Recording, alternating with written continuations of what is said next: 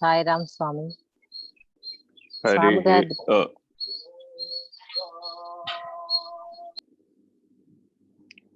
హరి ఓం శ్రీ గురుభ్యో నమః. హరి ఓం బ్రహ్మానందం పరమసుఖదం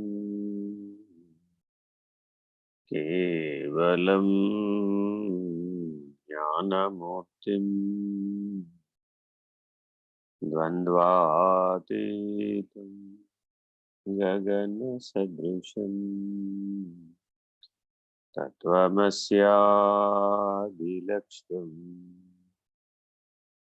ఏకం నిత్యం విమలమచలం సర్వధీ సాక్షిభూతం భావాతీతం త్రిగుణరహితం సద్గురుం తం నమామి. నమో బ్రహ్మాదిభ్యో బ్రహ్మ విద్యా సంప్రదాయ కర్తృభ్యో వంశ ఋషిభ్యో మహాభ్యో నమో గురుభ్యః. సర్వోపప్లవరహిత ప్రజ్ఞానఘన ప్రత్యగర్థో బ్రహ్మైవాహమస్మి. అహం పదార్థరహితః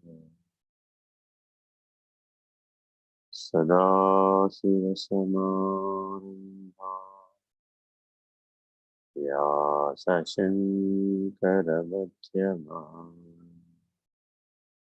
అస్మదాచార్యపర్యంతాః వందే గురుపరంపరాం. హరి ఓం శ్రీ గురుభ్యో నమః. హరి ఓం. నారాయణ నారాయణ. సాయిరామ్ గురుగారు. సాయిరామ్ అండి. 19వ శ్లోకం కంటిన్యూ చేస్తున్నామండి. ఓకే. వ్యాపృతేషు ఇంద్రియేషు ఆత్మా వ్యాపారీ ఇవ అవివేకినాం దృశ్యతే అభ్రేషు తావత్సు తావన్నివ యదాసిసి.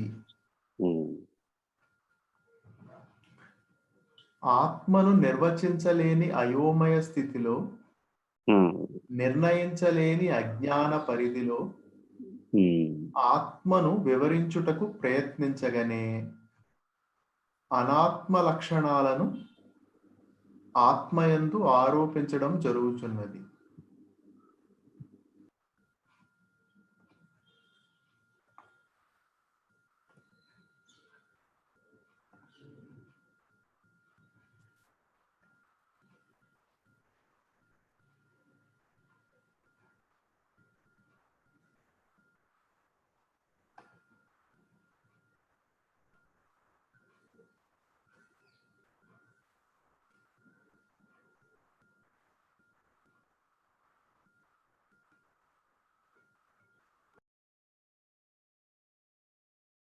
Hello hello. వినిపిస్తుందండి గురువు గారు. చెప్పండి. కొద్దిగా డిస్టర్బెన్స్. పర్వాలేదు, మళ్ళీ ఒకసారి రిపీట్ చేస్తాను. Okay okay okay. ఆత్మను నిర్వచించలేని అయోమయ స్థితిలో, నిర్ణయించలేని అజ్ఞాన పరిధిలో ఆత్మను వివరించుటకు ప్రయత్నించగానే అనాత్మ లక్షణాలను ఆత్మయందు ఆరోపించడం జరుగుతున్నది. మానవుడికి బుద్ధిలో సహజంగా జ్ఞానమే ఉంది. జ్ఞానమే కోశం అంతా జ్ఞానమే ఉంది. మిగిలిన 5 కోశాల్లో కూడా జ్ఞానమే ఉంది వాస్తవానికి. లేకపోతే కాలుకి ఎలా తెలుస్తుంది ఎక్కడ అడుగు వేయాలో? ఇంద్రియాలన్నిటికీ వికాసం ఉంది. ఆ వికాసం జ్ఞానం ఆధారంగానే వికాసం వచ్చింది. లేకపోతే పుట్టిన పిల్లవాడు జానాబెత్తడుంటే 6 అడుగులు ఎలా అయ్యాడు? వికాస ధర్మం అంతా జ్ఞానం యొక్క ఫలమే. జ్ఞానం ఆధారంగానే వికాసం అంతా జరుగుతోంది. కానీ స్వరూప జ్ఞానాన్ని గుర్తించలేనటువంటి దశలో వ్యవహార జ్ఞానం మాత్రమే సత్యం అనుకునే భ్రాంతిలో ఉండిపోవడం వలన బంధ కారణం అయింది. ఇంతకు మించి వేరే ఏం లేదు. వ్యవహార జ్ఞానం తత్కాలవత్తని, తాత్కాలికమని, స్వప్నవత్తని, అనుభూత కాలంలో మాత్రమే ఉంటున్నదని, జీవ జగత్తులు శాశ్వతము కావని, అవినాశి అయినటువంటి ఆత్మను గుర్తించే ప్రయత్నంలో పడితే నీవు గుర్తించడానికి ఎంతో సమయం పట్టదు. అందుకని ఆధారం అదే కాబట్టి అన్ని ఇంద్రియాలు కన్ను చూస్తుందంటే ఆత్మ చైతన్యం వలననే కన్ను చూస్తుంది.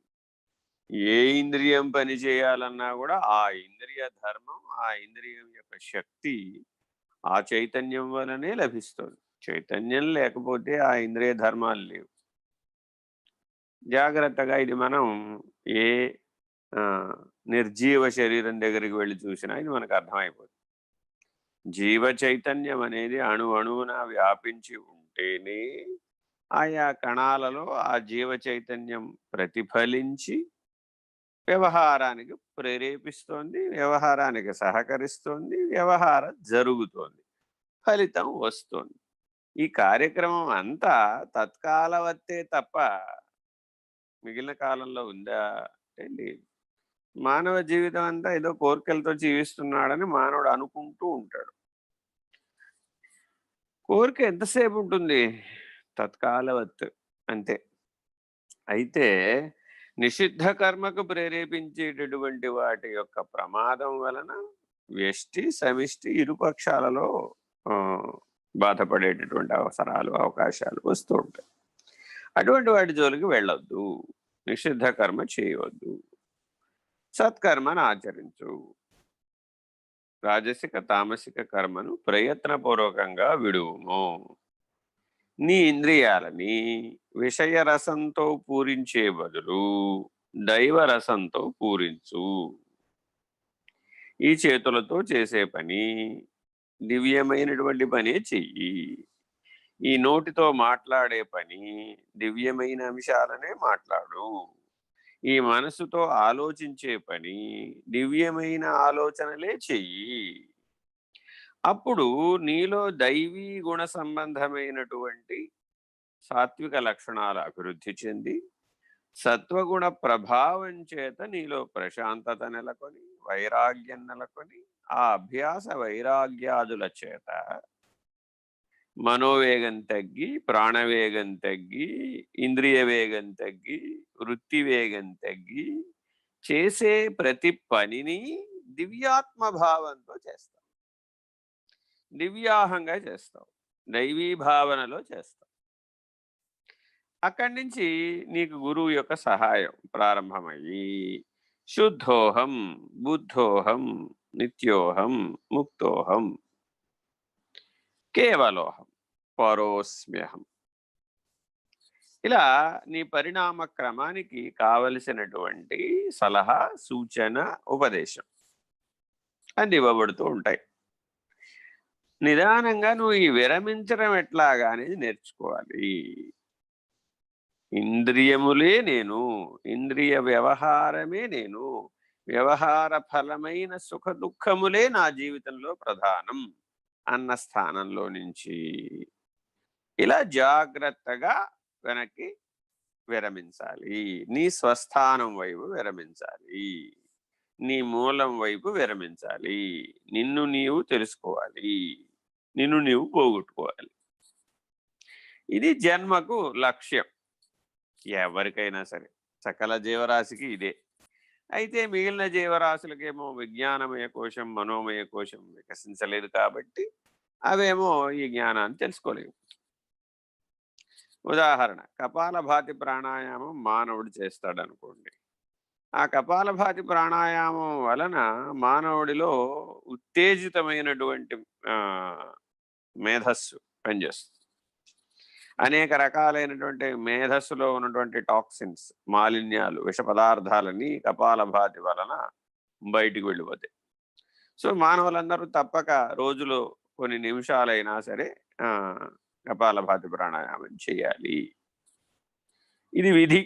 సాధకులకైతే ప్రతి సంధ్యావందనంలోనూ సంధ్యా సాధనలోనూ ముందు తప్పక ప్రాణాయామం ప్రారంభించే ముందు, శ్వాసను గమనించే ముందు ఈ కపాలభాతి ప్రాణాయామం కొద్ది నిమిషాలు 3 లేక 5 నిమిషాల పాటు కనుక చేస్తే అప్పుడు నీ నీ మనోబుద్ధులు సహజంగానే విషయాల్లో నుంచి విరమించేస్తాయి. కపాలభాతిలో అదో లక్షణం కూడా ఉంది. బలంగా గనక కపాలభాతి చేయడం గనక చేతనైతే అప్పుడు అనులోమ విలోమ సమప్రాణాయామాలు సులభంగా సాధ్యమైపోతాయి. అయితే ఒక ఉడతను చూసినా కూడా ఉడత కూడా కపాలభాతి ప్రాణాయామం చేస్తున్నట్టే కనబడుతుంది. అప్పుడు అది కూడా రకరకాల శబ్దాలను వెలువరిస్తూ ఉంటుంది. కానీ నిజానికి అది కపాలభాతి ప్రాణాయామం దానికి తెలియదు.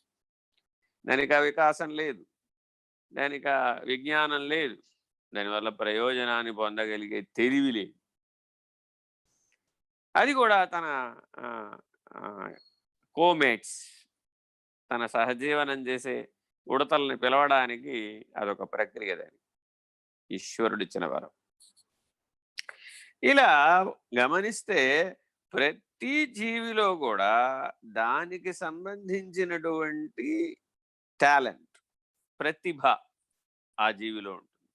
అమీబా మల్టిప్లై అయినట్టుగా మనం మల్టిప్లై కాలేం.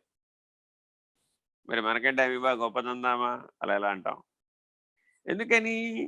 వాటికి ఏ రకమైన పంచకోశ వికాసము లేదు, విచారణ లేదు. వికాసము విచారణ లేనివాడు విరమణ ఎలా చేస్తాడు? వివేకాన్ని ఎలా పొందుతాడు? విజ్ఞాన స్థితిలో ఎలా ఉంటాడు? కాబట్టి చాలా జాగ్రత్తగా మానవ జన్మని సద్వినియోగం చేయాలి. చదవండి. ఇంద్రియములు విషయ ప్రపంచంలో రమించుచుండ ఆత్మయే విషయ ప్రపంచమున రమించుచున్నట్లు గోచరించుచున్నది. అంటే వాస్తవానికి ఒక కోరిక కలిగింది. గులాబ్ జామ్ తిందాం అనుకున్నాడు. కొమ్మ మునిగింది ఇప్పుడు.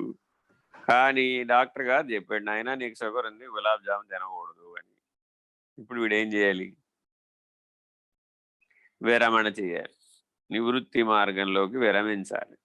అంటే వ్యాధి వస్తే కానీ విరమించడా? ప్రకృతి జగజ్జనని యొక్క అమ్మదయ చాలా స్థాయి భేదాల్లో ఉంటుంది. నీకు మొదట చాలా కాలం అవకాశం ఇస్తుంది. ఇచ్చి ఒరే బాబు జాగ్రత్తగా ఉంటారా నాయనా అని నీకు పలు రకాలైన సూచనల ద్వారా, పలు రకాలైనటువంటి ధర్మాల ద్వారా, పరిస్థితుల ద్వారా నీకు బోధిస్తూ ఉంటుంది. రాబోయే పరిస్థితులను ఎట్లా ఎదుర్కోవాలో నిన్ను ప్రిపేర్ చేస్తూ ఉంటుంది. నిన్ను రెడీ అయ్యేట్టు చేస్తూ ఉంటుంది. నువ్వేం చేస్తావు? ఆ వాస్తవ పరిస్థితులను పక్కకు తోసి ఆ సమయానికి నీ నెత్తి మీద స్వారీ చేస్తున్న ఏ విషయభూతం ఉందో ఆ విషయభూతాన్ని సత్యం అనుకుంటాడు. అనుకుని ఇక దానికోసం రాత్రింబగళ్ళు విరుచుకుపడతాడు, విరగబడతాడు. అప్పుడు ఆ ప్రతిభని, అప్పుడు ఆ మానవమానాలని పరిగణలోకి తీసుకుంటాడు. తీసుకుని విస్తారంగా దానికోసం ఆ విషయ విచారణతో, విషయ వికాసం కోసం, ఆచరణతో, సుఖదుఖాల కోసం తీవ్రంగా కష్టపడతాడు. పడిన తర్వాత ఏమైంది? అమ్మదయ్య మళ్ళా నువ్వు జ్ఞానం పొందలేదు కదా, సరే అయితే ఓ పని చేద్దాం, నీకు ఒక శాశ్వత పరిష్కారం ఇస్తాం. నువ్వు దీంట్లోంచి బయటపడేటట్టుగా నీకు ఒక శాశ్వత అతిథిని పంపించేస్తుంది. ఏ షుగరో, బీపీనో, థైరాయిడో, మరోటో ఏదో దేహంలో ఒక పార్ట్కి సమస్య వచ్చేస్తుంది. వచ్చేస్తే ఏమైనా ఇప్పుడు వాడు శాశ్వత అతిథి, ఓసారి వస్తే పోడు. సరే వాడితో పాటు కలిసి జీవించడం నేర్చుకుంటాడు. ఇక క్రమేపీ ఇంతకు ముందు ఏ బలహీనతలు అయితే ఉన్నాయో ఆ బలహీనతలన్నింటినీ ఈ వ్యాధి ద్వారానైనా సరే నిన్ను బయటపడడానికి కావలసిన మార్గం ఏర్పాటు చేస్తుంది. ఇలా కూడా వినలేదు. అప్పుడేం చేస్తుంది? మూడో ఛాన్స్, నీకో ఛాన్స్ ఇస్తుంది. తీసుకెళ్ళి ఐసీయూలో పడేస్తుంది. కొంతకాలం పాటు పడేస్తే ఏమవుతుంది? అప్పుడు నీకు అనుభవం వస్తుంది అనమాట. వాడు అన్ని నవరంధ్రాలలో అన్నింట్లో మిషన్లు వేసేస్తాడు. ఎందుకంటే నీ స్వాధీనంలో ఉండవు కదా, నీ తెలివిలో ఉండవు కదా. కొద్ది కాలం పాటు ఈ తెలివిని కోల్పోతే ఎలాంటి పరిస్థితి వస్తుందో నీకు అనుభవం వచ్చేట్టు చేస్తుంది ప్రకృతి వరదానం, ఈశ్వర వరదానం ఇది. మళ్ళా ట్రీట్మెంట్ పుచ్చుకొని బయటకు వస్తాడు. అమ్మయ్యా బాగానే ఉన్నాను అనుకుంటాడు. మళ్ళా బాగానే ఉన్నాను అనుకోగానే పునః వర్షం పడగానే భూమిలో ఉన్నటువంటి విత్తనాలన్నీ ఎట్లా మొలకెత్తుతాయో, నేను బాగానే ఉన్నాను అనంగానే, సశక్తుడనయ్యాను అనంగానే మళ్ళా అన్ని ఇంద్రియ ధర్మాలన్నీ, విషయాలన్నీ, కోరికలన్నీ సకామవత్తుగా వచ్చేస్తాయి అన్నమాట, అంకురించేస్తాయి. ఇప్పుడు ఏం చేయాలి? జ్ఞానంతో కర్మ చేయాలి. ఈ 3 స్థాయిలలో ప్రకృతి మనకు బోధిస్తోంది ఏమిటి? నాయన ఈ పంచకోశాలు నువ్వు వాడుకో చక్కగా, జ్ఞానంతో వాడుకో, జ్ఞానంతో కర్మ చేయి, స్వరూప జ్ఞానంతో కర్మ చేయి. అప్పుడేమైంది? నీకు ఈ పంచకోశాలతో ప్రాబ్లం రాదు, ఆ పంచభూతాలతోనూ ప్రాబ్లం రాదు. నిన్ను అసలు ప్రాబ్లం క్రియేట్ చేసేవాడు ఎవడు లేడు అసలు ఈ భూమండలంలో, ఈ ప్రపంచంలో లేడు. ఎలా వస్తున్నాయి మరి సమస్యలు అంటే, ఇదిగో ఈ అనాత్మ యొక్క వ్యవహారాన్ని ఆత్మ యొక్క వ్యవహారంగా భావించేటటువంటి భ్రమాజన్య జ్ఞానం వల్ల వచ్చింది. నువ్వు స్వరూప జ్ఞాన నిష్ఠుడవై ఉండవలసినటువంటి వాడివి భ్రమాజన్య జ్ఞాన నిష్ఠుడవై ఉంటున్నావు అంతే. దాంట్లో నుంచే సమస్యలన్నీ పుడుతున్నాయి అంతే, వేరే ఏం లేదు. నీ సూక్ష్మాంగంలో నుంచే, నీ భోగ సాధనంలో నుంచే ఈ భోగాయతనం వైపు నీకు కలిగినటువంటి ఆసక్తి, ప్రేరణ, విషయము, వృత్తి, సంస్కారము, గుణము, ఎన్ని పేర్లన్నా చెప్పుకోవయ్యా బాబు, ఇదంతా భ్రమ. ఈ భ్రమ నుంచి, ఎందుకని తత్కాలవత్తే ఉంటుంది అది, ఆ భూతం కాసేపే ఉంటుంది, అది దిగిపోతే ఏముండదు. మళ్ళా పిల్లవాడు ఒక ఆట బొమ్మతో ఎంతసేపు ఆడతాడండి? ఆట బొమ్మ ఎందో ఆసక్తి ఉన్నంతసేపే ఆడతాడు అంతే. ఆ తర్వాత ఆ బొమ్మని విసిరి కొడతాడు, ఇంకో బొమ్మతో ఆడు. ఇప్పుడు ఆ బొమ్మ ఎందుకు విసిరి కొట్టావురా అంతే, మళ్ళా విసిరి కొడతాడు. ఈ తల్లిదండ్రుల పని పాపం చూడండి, చిన్నప్పుడు చూస్తే ఆ బొమ్మ తెచ్చేవాడమే వీళ్ళ పని, వాడు మాటి మాటికి విసిరి, వాడికి అదో ఆట. ఇట్లా నువ్వు విషయ వికాసంలో నుంచి స్వరూప జ్ఞానాన్ని పొందడం కోసమని చిన్నప్పటి నుంచి, శైశవావస్థ నుంచి ప్రయత్నం చేస్తూనే ఉంటాడు. ఎప్పుడైతే నువ్వు స్వరూప జ్ఞాన నిష్ఠుడవయ్యావో, నీకు స్వరూప జ్ఞాన లక్షణాలు నీకు స్థిరపడడం మొదలుపడతాయి. అవేమిటవి? నిష్క్రియ, నిర్విషయం. ఏ పని చేసినా స్వరూప జ్ఞాన నిష్టలో ఉండి చేసేదైతేనే చేస్తాడు. ఇక మిగిలినవి చేయడు, మిగిలినవన్నీ అవసరం లేదు అవసరం లేదని విరమించేస్తాడు. నేతి నేతి మహావాక్యాన్ని వాడతాడు, ఇది కాదు ఇది కాదు అంటూ ఉంటాడు. అలా నిష్క్రియ, నిర్విషయం, నిర్లేపం, నిరంజనం, నిర్మలం అనేటటువంటి లక్షణాలని తన నిజ జీవితంలో, స్వానుభవంలో, అవస్థాత్రయంలో నిలకడగా నిలబెట్టుకుంటాడు. అప్పుడు ఈ భ్రమ పోయి ప్రమ వచ్చేస్తుంది. సో మానవ పరిణామం అంతా దేనికి దేనికి మధ్య ఉన్నది ఇప్పుడు? భ్రమ ప్రమ. ప్రమాకరోతి ఇది ప్రమాకరణం అంటే అర్థం ఏంటి? దేని వలన జ్ఞానం వస్తే అది జ్ఞానానికి కారణం. కారణము కరణము. కారణమేమో ఈశ్వరుడు, కారణమేమో పంచకోశాలు, పంచభూతాలు, సృష్టి, ప్రపంచం, ఏ పేరన్నా పెట్టుకో. ఇదంతా అనేకం. ఈ అనేకం అంతటికి కలిపి ఒక సర్వనామం ఉంది, అది కారణం. పనిముట్టు, అది బయట పనిముట్టే కావచ్చు, లోపల పనిముట్టే కావచ్చు. ఇలా జాగ్రత్తగా నువ్వు పంచకోశ విచారణ చేసి, పంచకోశ నిరసన చేసి, నీ స్వరూప జ్ఞాన నిష్టలో నిలకడగా ఉండు. చదవండి.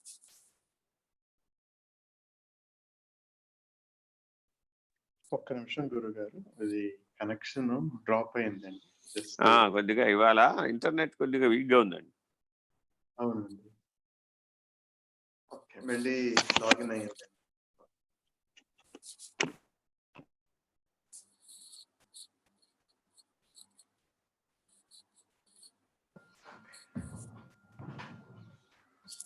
కుండను కొనిపోవునప్పుడు కుండలోని ఆకాశమును కూడా కొనిపోవునట్లు భ్రాంతి కలుగుచున్నది.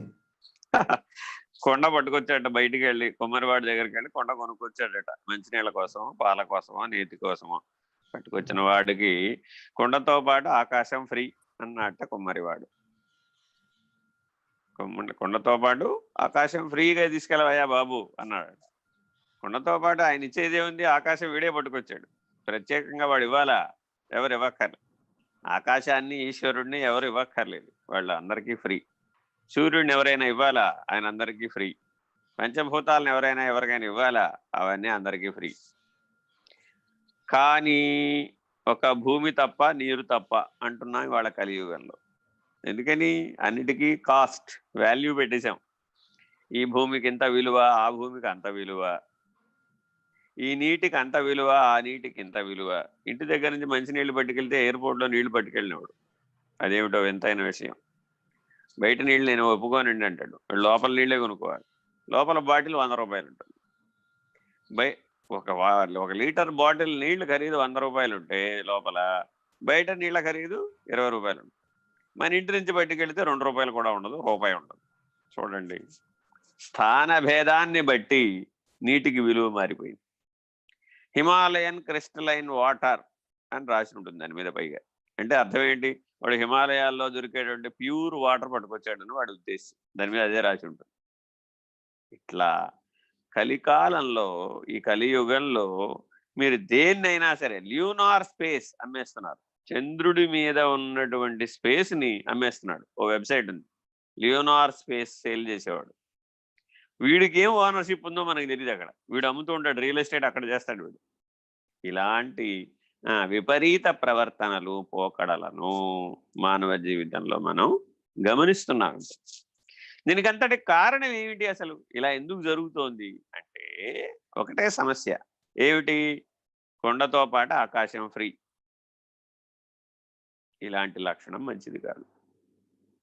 కొండతో పాటు ఆకాశం వాడు తెచ్చుకున్నాడుగా. ఏమంటే అసలు ఆకాశం కొండ చేత వేరవుతుందా ఎక్కడన్నా అని ఆలోచించాలా వద్దా?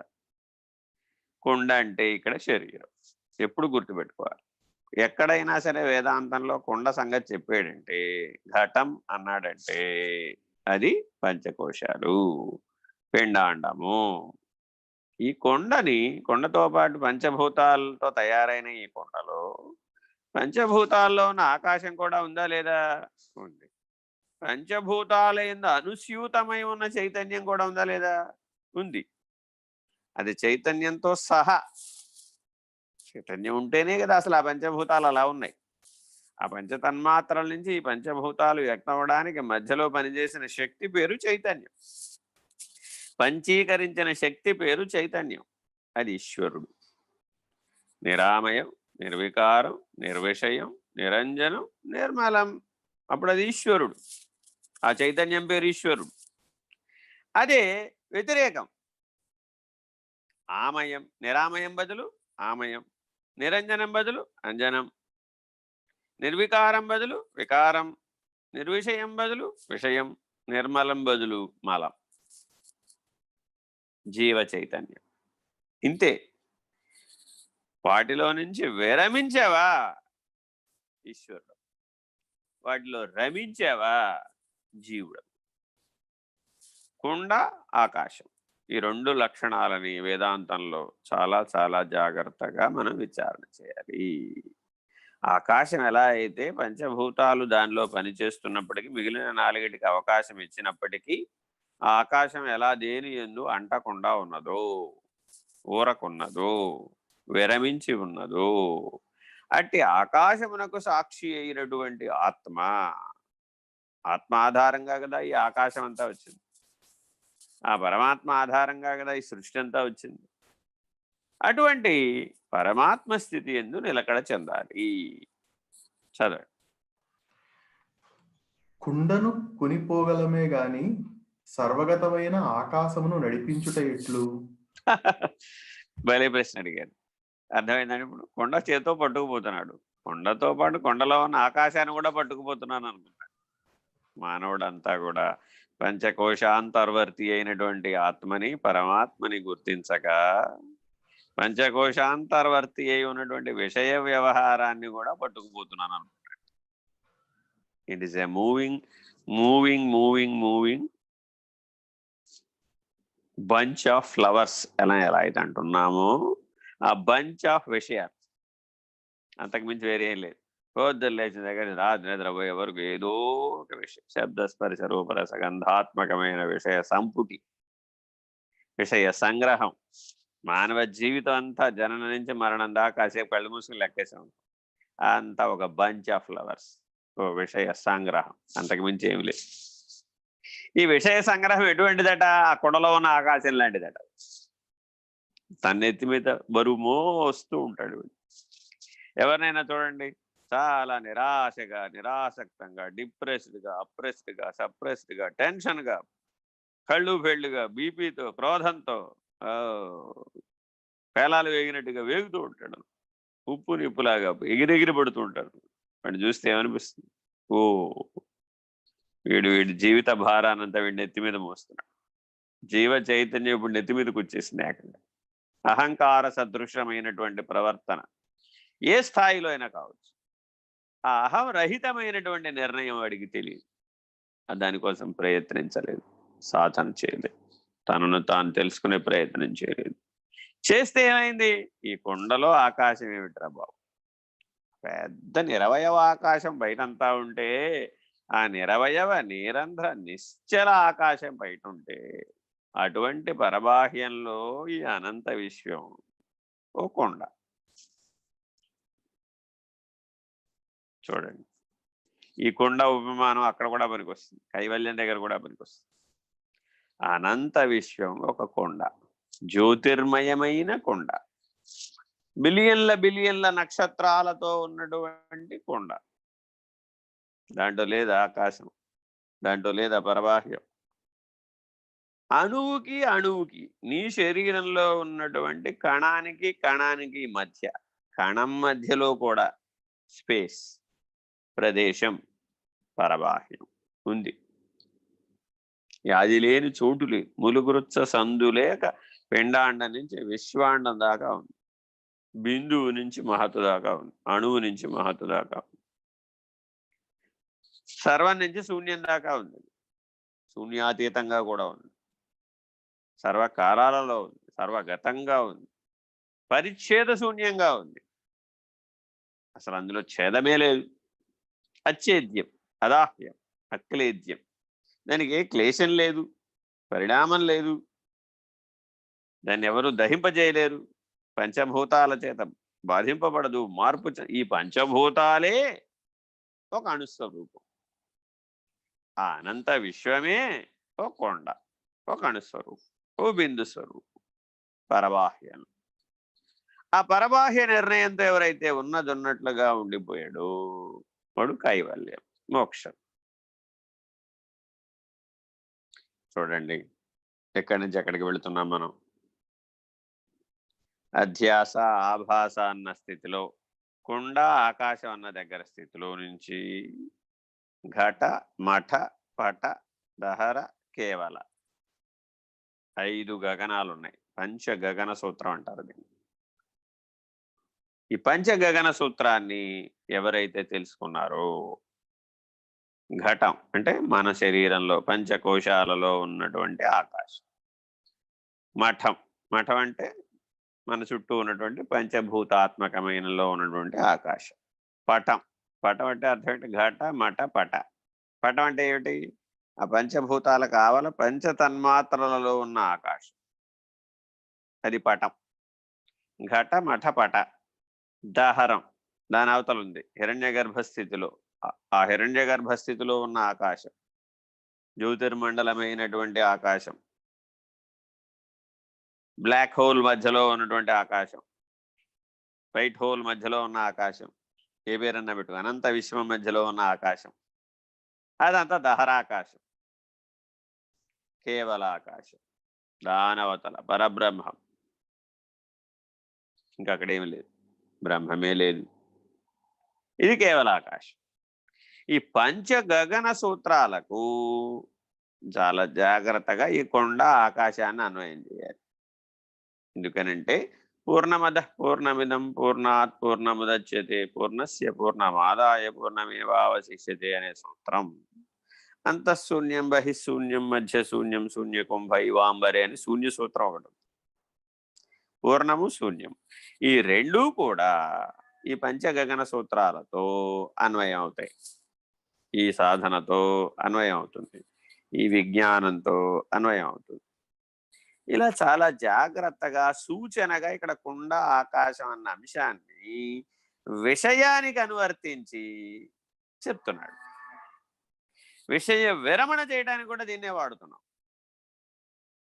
విచారణ చేస్తే లోతుగా ఘటాకాశం దగ్గర నుంచి మొదలు పెడితే కేవల ఆకాశం వరకు కూడా చాలా జాగ్రత్తగా నిర్ణయాన్ని పొందాలి సాధకుడు. చదవండి. కుండను కదిలించగానే ఆకాశము కదిలించబడలేదు. అంతే కదా.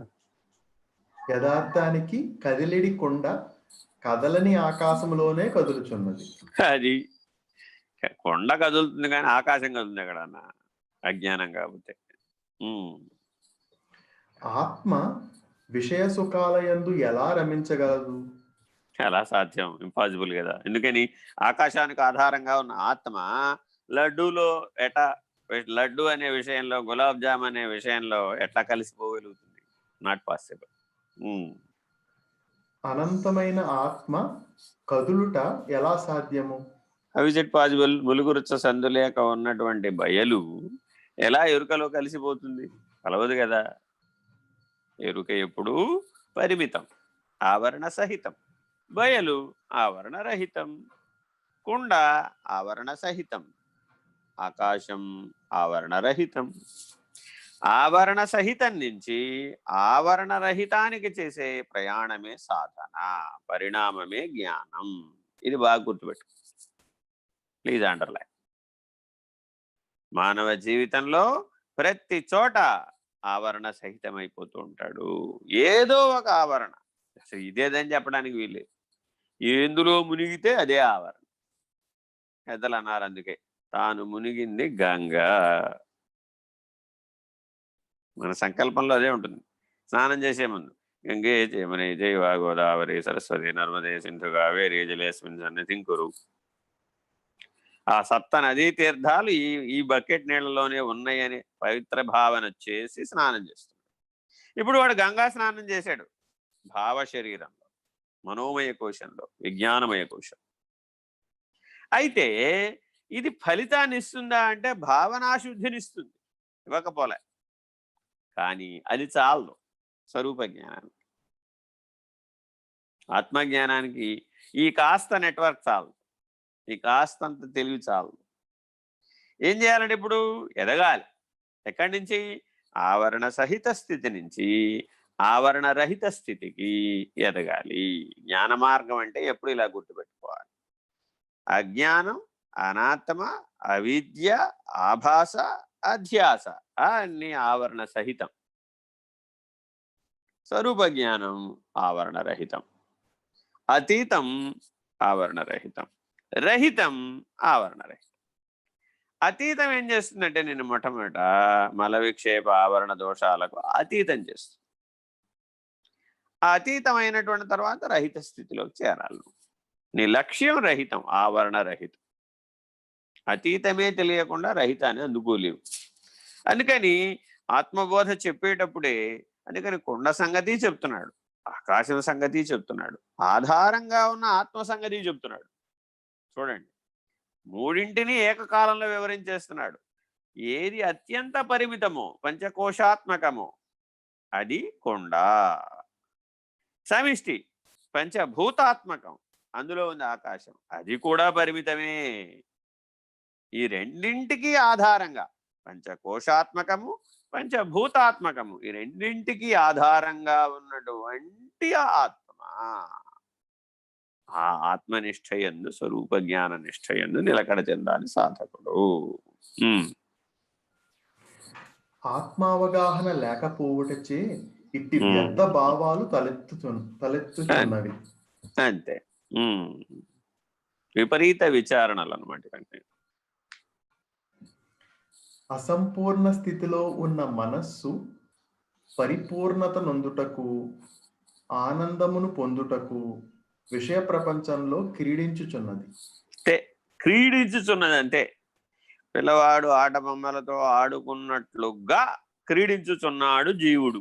అంతే. వాస్తవానికి ఈ క్రీడ ఆగిపోతే జీవుడు లేడు. ఈ కొమ్మ నుంచి ఆ కొమ్మ మీదకి, ఆ కొమ్మ నుంచి ఈ కొమ్మ మీదకి ఎగిరి దూకేటటువంటి చిత్త యొక్క వృత్తి ఏదైతే ఉందో ఆ వృత్తి శూన్యని గనక పొందితే జీవుడు లేడు.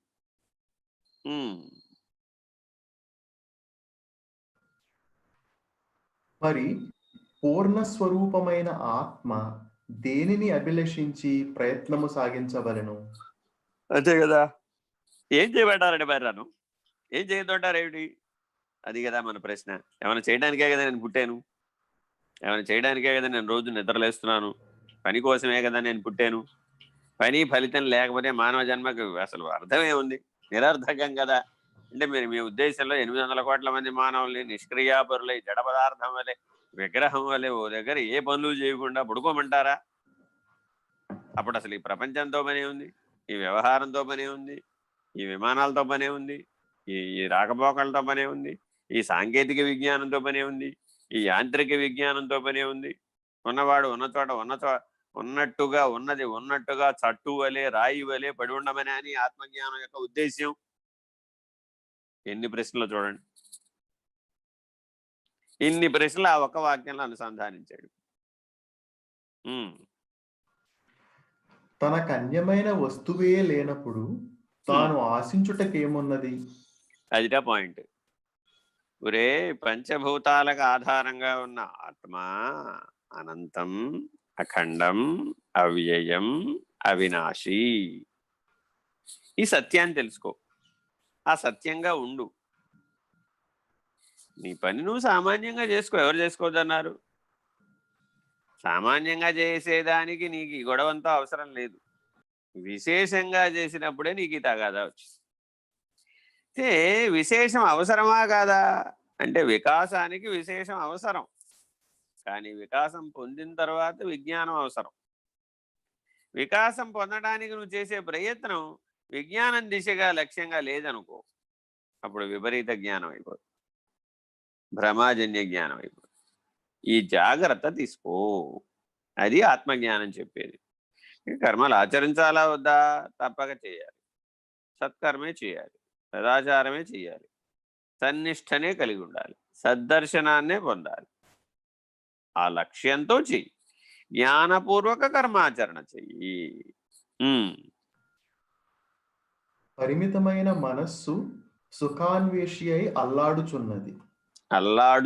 మనసే అల్లాడుతుండదు, దానికి ఏం పని పాటలేదు. అలల వలె ఆడుతూ ఉంటుంది, అల్లాడుట. ఆ అలలు ఎట్టా వచ్చిపోతున్నాయి, ఈ మనసులో ఆలోచన తరంగాలు అలా వచ్చిపోతూ ఉంటాయి. దానికి కల్లోలం ప్రకృతి తోడవుతుంది. చంద్రుని యొక్క శక్తి, ఆటుపోట్లు, అలాగే అప్పుడప్పుడు భూకంపాలు, అప్పుడప్పుడు సునామీలు ఎట్సెట్రా, అప్పుడప్పుడు తుఫాన్లు వస్తూ ఉంటాయి సముద్రం. అప్పుడు సముద్రం కల్లోలంగా ఉంటుంది. మన మనసు కూడా అంతే. ఎప్పుడెప్పుడైతే మన మనసు లోపల వాయుగుండం పడుతుందో, వాయువు చేతే కదా మనసు పనిచేసేది, ఆ వాయుగుండం అక్కడ ఎలా పడితే ఇక్కడ కూడా వాయుగుండం పడుతుంది. అలా వాయుగుండం పడగానే మనలో కూడా పెద్ద తుఫాను చెలరేగుతుంది. ఇంకంతే, కల్లోలం. ఇక్కడ సముద్రం ఎట్లా అల్లకల్లోలమో, ఇక్కడ మనసు కూడా అట్లా అల్లకల్లోలం. అలా అల్లాడిపోతూ ఉంటుందన్నమాట. ఇదంతా వీడి గొడవ.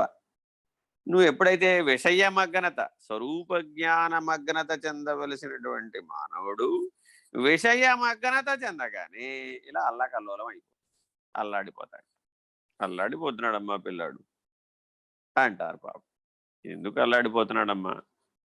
విజ్ఞానంతో చూడొచ్చుగా, వివేకంతో ఆలోచించవచ్చుగా, విరమించవచ్చుగా, నివృత్తి మార్గంతో చూడొచ్చుగా, భక్తి జ్ఞాన వైరాగ్యాలతో చూడొచ్చుగా, అభ్యాస వైరాగ్యాలతో చూడొచ్చుగా. భగవద్గీత 18 యోగాలు 770 ఉపాయాలు చెప్పింది. ఆ ఉపాయాలన్నీ వినియోగించవచ్చు కదా ఏ సమస్యకైనా సరే. చదవండి. చంచలమైన ఇంద్రియాలు విషయ సుఖాలకై అరులు చాచుచున్నవి. ఈ ఇంద్రియ పెనుగులాటను అజ్ఞానియకు మానవుడు ఆత్మయందు ఆరోపించుచున్నాడు. అది జీవుడు చేసినటువంటి తప్పు ఏమిటయ్యా అంటే ఈ గొడవ అంతా, ఈ అల్లకల్లోలం అంతా నాకు ఆత్మ వల్లే వచ్చింది. ఈ విషయాలు, ఈ ఆరోపణ అంతా, ఈ దోషాలన్నీ ఈశ్వరుడి మీద ఎట్లా ఆరోపిస్తున్నాడో అదంతా కూడా స్వాత్మ మీదే ఆరోపించబడినట్లయింది. ఇక్కడ ఒక రహస్యం ఉందండి. ఈ మాట ఎందుకు చెప్తున్నాడంటే మానవులందరూ కూడా ఈ ప్రపంచంలో ఎక్కువగా దూషించేది ఈశ్వరుణ్ణి, నిందించేది ఈశ్వరుణ్ణి. నిజానికి అవి ఈశ్వరుణ్ణి చేరవు. ఈశ్వర నింద ఈశ్వరుడికి చేరదు. ఎందుకని? అన్నయ్య ఆయన కర్త కాదు, భోక్త కాదు, ఆయన సర్వసాక్షి, సూర్యుడు వంటి వాడు.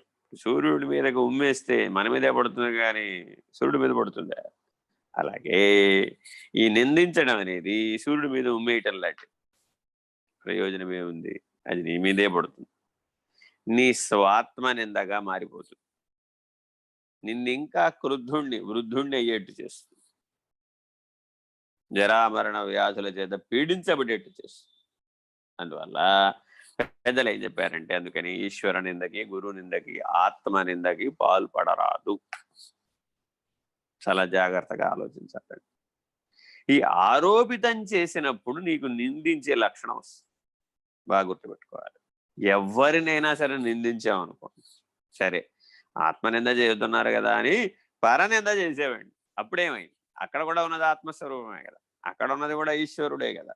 వాడు వేస్ట్ ఫెలో, వీడు వేస్ట్ ఫెలో అని నిందించామనుకోండి, ఏమైంది అప్పుడు? సర్వజీవ తిరస్కారం కేశవం ప్రతి గచ్చతి, సర్వదేవ నమస్కారం కేశవం ప్రతి గచ్చతి.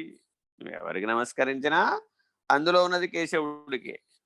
ఎవరిని తిరస్కరించినా, ఎవరిని నిందించినా, ఎవరిని విమర్శించినా అందుకని నాలుక ద్వారా 4 మహాపాపాలు జరిగిపోతుంది. ఆత్మస్థుతి, పరనింద, రివర్స్ పరస్థుతి, ఆత్మనింద. ఈ 4 మహాపాపాలు. ప్రాయశ్చిత్తం చేయాలంటే ఎంత జపం చేయాలో అక్షరలక్ష జపం చేయాలి. అంతకు మించిన ప్రాయశ్చిత్తం లేదు దీనికి, ఆత్మస్థుతి పరనిందకి. అందుకని సాధకులందరినీ ఎందుకు తప్పక జపం చేయమంటామంటే ఈ ఆత్మస్థుతి పరనింద నుంచి బయటపడడానికి. జపతో నాస్తి పాతక. పాతకములలో మొదటి పాతకం జరిగేది ఏమిటయ్యా అంటే ఆత్మస్థుతి పరనింద, లేదా ఆత్మనింద పరస్థుతి. ఈ రెండు చాలా సమస్యాత్మకమైనటువంటి.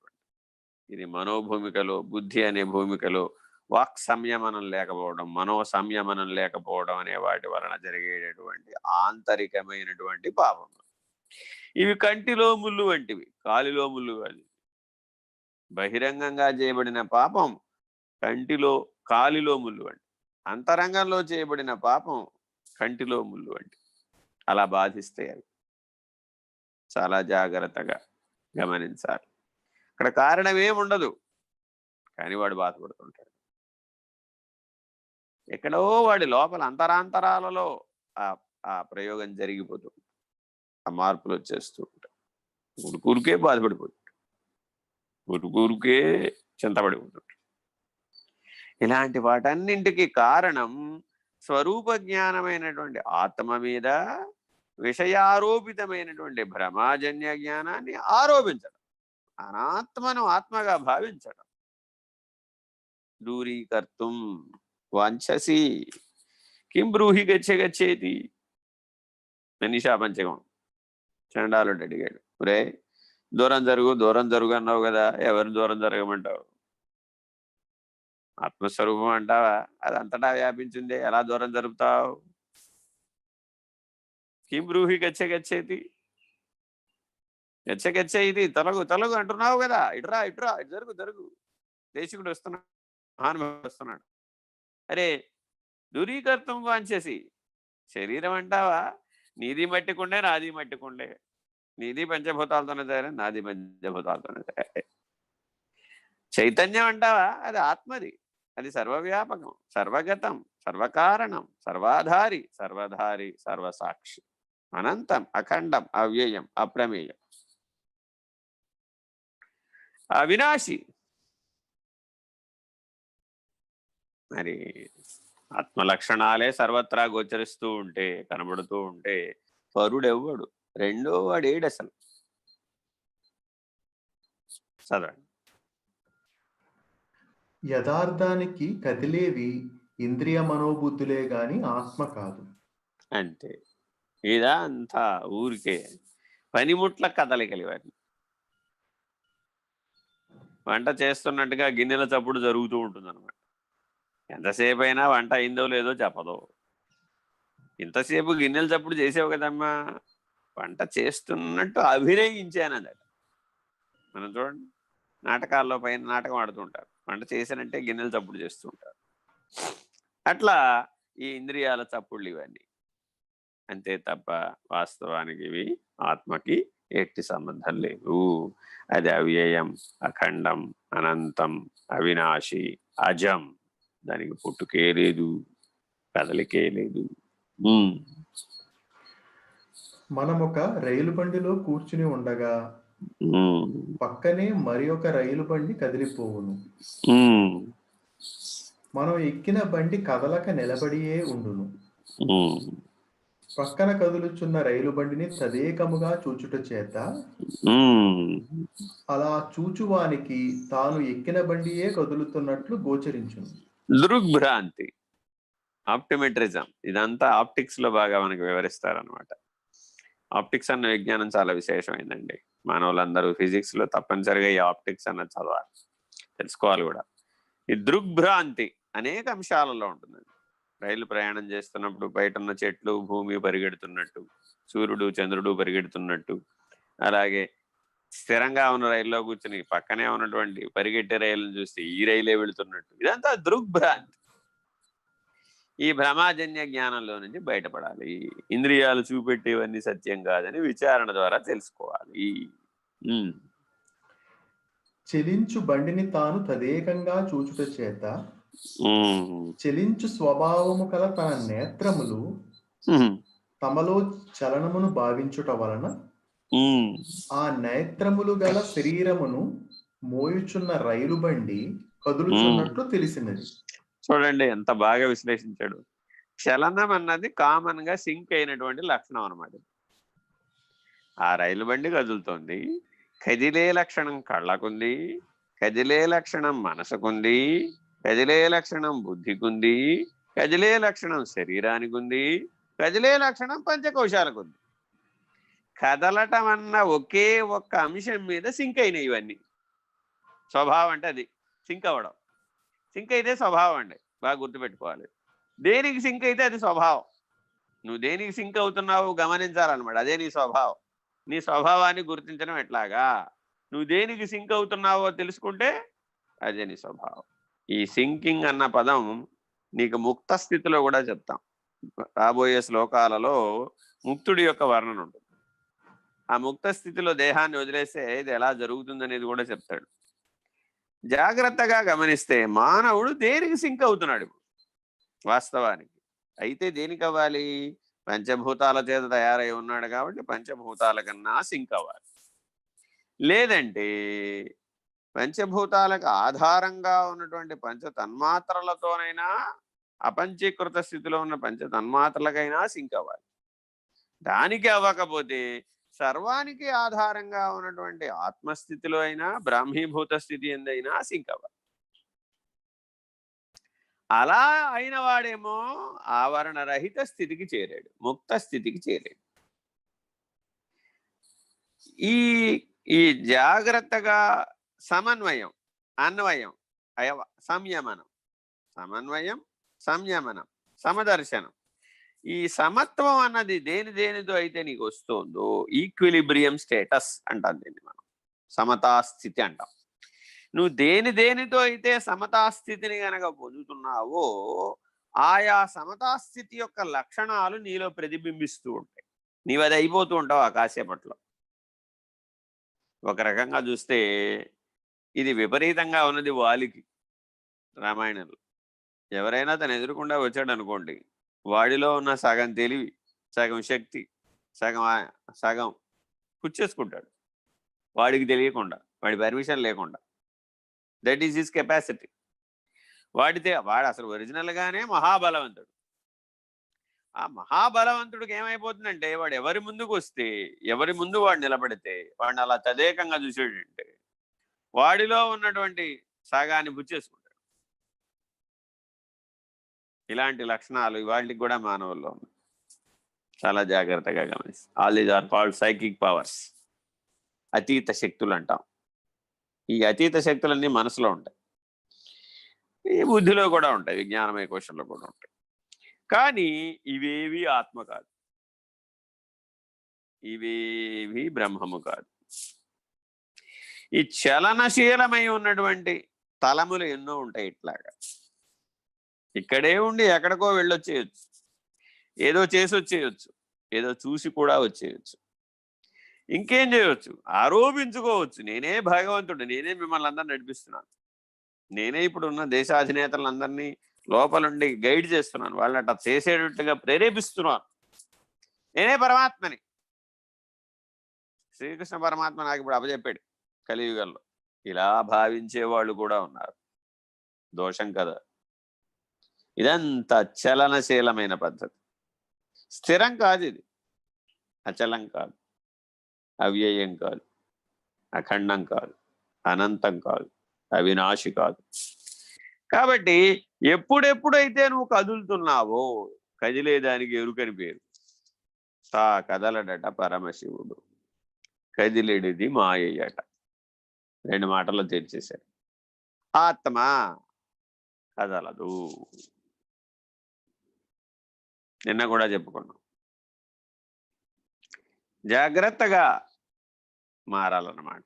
అచలం నిత్య సర్వగత స్థాణు అచలోయం సనాతన. ఎందుకంత కదిలిపోతున్నావు నాయన? స్థిరంగా ఉండు, నిలకడగా ఉండు. కానీ ఏ గురువు దగ్గరికైనా వెళితే మీరు ఆ ఆశ్రమంలో ఉన్నటువంటి సాంప్రదాయాన్ని జాగ్రత్తగా గుర్తించాలి. కొన్ని సాంప్రదాయాలు ఏర్పడ్డాయి సృష్టిలో భాగంగా. రకరకాలైనటువంటి ఎగరటాలు, గెంతటాలు, దూకటాలు, నాట్యాల పేరు మీద ఎగరటాలు, ఇతరత్ర ఉన్మత్తతతో ఊగిపోవటాలు, ఇవన్నీ కాలగర్భంలో కలిసిపోయింది. ఎందుకని? కదిలేవి అదంతా చలనశీలమైన దాంతో సింక్ అయిపోతున్నారు.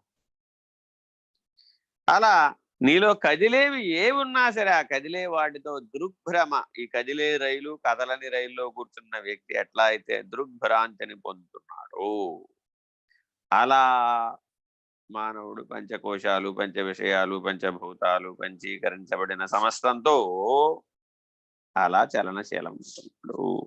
విరమించు, విచారించు, నిర్ణయం చేయి. చదవండి. ఒక్కసారి కదులుచున్న రైలు బండిని గాంచు దృష్టిని కదలక నిలబడి ఉన్న రైలు బండిపై మరలించగానే కదిలేదెవరో కదలిక ఎచ్చటనున్నదో బోధపడగలదు. ఫినిష్డ్. ఏం చేశాడు ఇప్పుడు? దృష్టిని మార్చాడు. కదులుతున్న దాని మీద దృష్టి పెట్టినటువంటి స్థానం నుంచి కదలని దాని మీదకి దృష్టి మార్చాడు. ఇంతే జ్ఞాన మార్గం అంటే. ఇంత సింపుల్. ముక్తి ఎంతసేపట్లో వస్తుందయా? రెప్పపాట్లో వస్తుంది.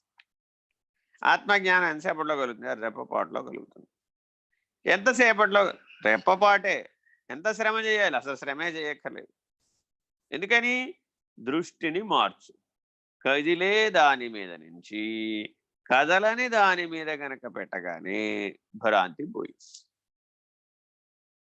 అక్కడ భ్రాంతి కలగడానికి కారణం ఏంటి? జీవభ్రాంతి కలగడానికి కారణం ఏంటి? కదిలే దాని మీద దృష్టి పెట్టి.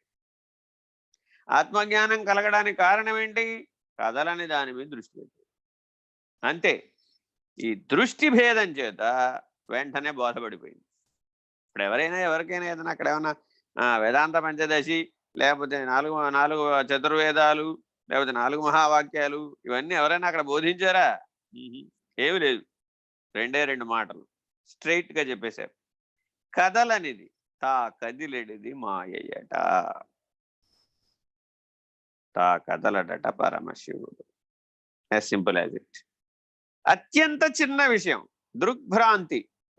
భ్రాంతి దగ్గర నుంచి మొదలు పెడితే ఎరుక విడవడం దాకా ఇదే సూత్రం. తా కదలడట పరమశివుడు, తా కదిలేడది మాయట. కదులుతున్న దాని మీద దృష్టి నుంచి కదలని దాని మీద దృష్టి నిలుపు. చూపు నుండి మనసు నిలచుర సుజ్ఞానికి. హరి ఓ శ్రీ గురుభ్యో నమః. హరి ఓ పూర్ణమద పూర్ణమిదం పూర్ణముదచ్యతే పూర్ణస్య పూర్ణమాదాయ పూర్ణమేవావశిష్యతే. ఓం తత్సత్. ఓం శాంతి శాంతి శాంతి. హరి ఓం శ్రీ గురుభ్యో నమః. హరి ఓం. నారాయణ నారాయణ. సాయిరామ్ గురువు గారు. సాయిరామ్ అండి.